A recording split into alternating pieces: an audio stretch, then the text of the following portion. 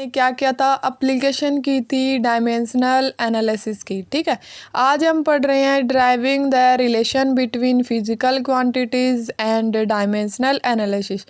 Relation between जो physical quantity होता है और डायमेंशनल एनालिसिस होता है उसके बीच में हम रिलेशन करेंगे।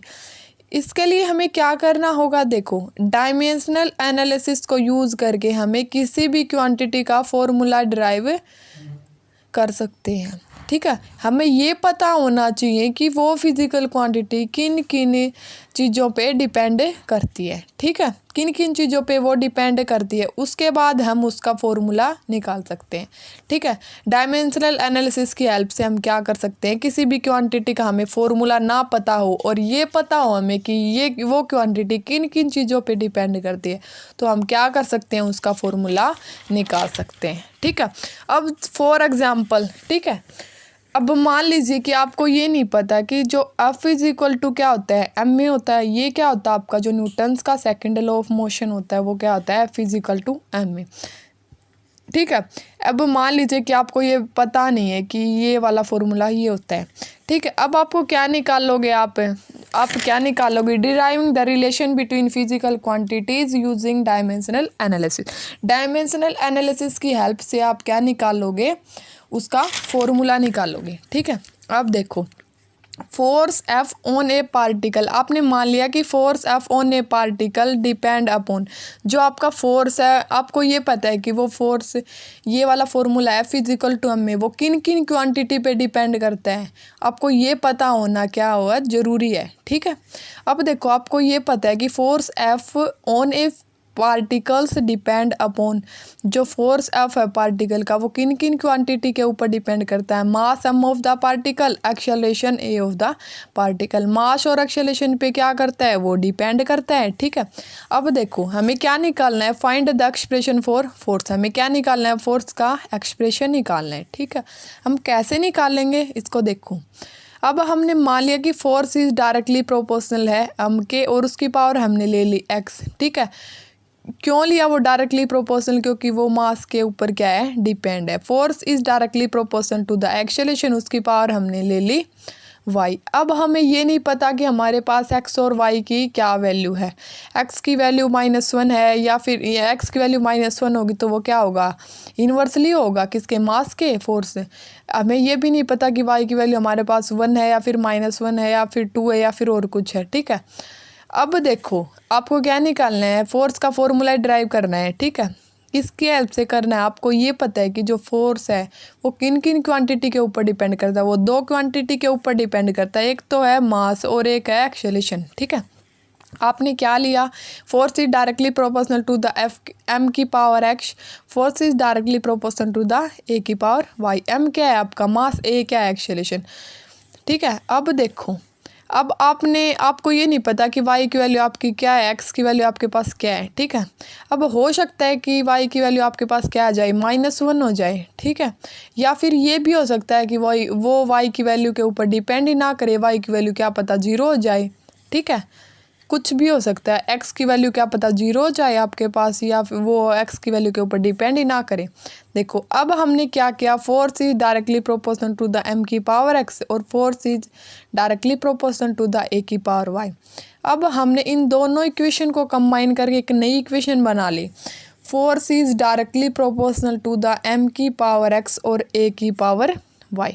ठीक है, इन दोनों इक्वेशन को कंबाइन किया हमने, force is directly proportional to the m की पावर x और force is directly proportional to the a की पावर y। ठीक है, अब हमने क्या किया, इन दोनों इक्वेशन को कंबाइन करके हमने क्या कर लिया, एक नई इक्वेशन बना ली, force is directly proportional to the m की पावर x और a की पावर y। ठीक है, अब हमें क्या करना है, देखो फोर्स इज डायरेक्टली प्रोपोर्शनल है तो हमने क्या किया, इस प्रोपोर्शनलिटी कांस्टेंट का साइन हटा लिया। F इज इक्वल टू के m की पावर x a की पावर y। ठीक है, के क्या है आपके पास, के है आपके पास डायमेंशनलेस प्रोपोर्शनलिटी कांस्टेंट। के क्या है आपके पास, डायमेंशनलेस प्रोपोर्शनलिटी कांस्टेंट, कि उसका कोई डायमेंशन नहीं है। ठीक है, और हमने किस में यूज किया है, वो प्रोपोर्शनलिटी कांस्टेंट का साइन हटाने के लिए। ठीक है।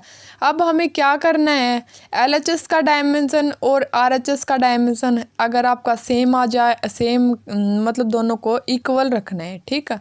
अब देखो dimension of LHS is equal to dimension of the RHS। सबसे पहले आप निकालोगे डायमेंशन ऑफ द LHS, बाद में निकालोगे आप डायमेंशन ऑफ द RHS। आप पहले डायमेंशन ऑफ द RHS भी निकाल सकते हो, बाद में डायमेंशन ऑफ द LHS भी निकाल सकते हो, वो आपकी मर्जी है, बट आपको दोनों जो साइड के जो डायमेंशन है वो निकालने होंगे। अब देखो पहले हम निकाल रहे हैं LHS का डायमेंशन, जो ये वाली इक्वेशन थी आपके पास, F is equal to KM की पावर X A की पावर Y, ठीक है।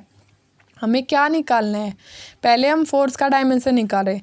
मैंने आपको बहुत बार बोल दिया है ये कि फोर्स का डायमेंशन है ना, वो बहुत ज़्यादा क्या है आपके लिए इम्पोर्टेंट है, आप उसको याद ही कर लीजिए, ठीक है। तो फोर्स का जो डायमेंशन था वो हमने निकाला था M की पावर 1 L की पावर 1 T की पावर -2, ठीक है। फोर्स का डायमेंशन आ गया। अब आपको देखो इस वाली इक्वेशन में किस किस का डायमेंशन निकालना है, M का डायमेंशन निकालना है और A का डायमेंशन निकालना है, ठीक है।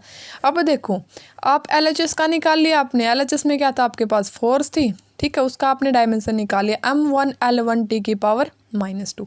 अब देखो RHS में जो आपके पास है उसका आपको डायमेंशन निकालना है। अब सबसे पहले आपके पास मास M है, ठीक है, उसका मास का क्या होता है M होता है, ठीक है, उसका आ गया M, ठीक है। अब देखो आपके पास एक और टर्म है, क्या, एक्सेलरेशन। एक्सेलरेशन वैसे क्या होती है, acceleration is defined as a change in velocity per unit time, ठीक है।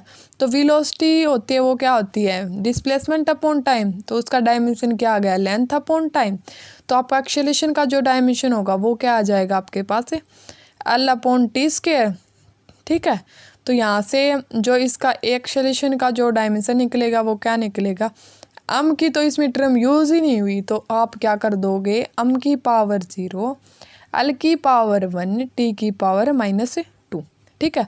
अब देखो ये क्या था, ये इक्वेशन थी आपके पास F is equal to KM की पावर X A की पावर Y।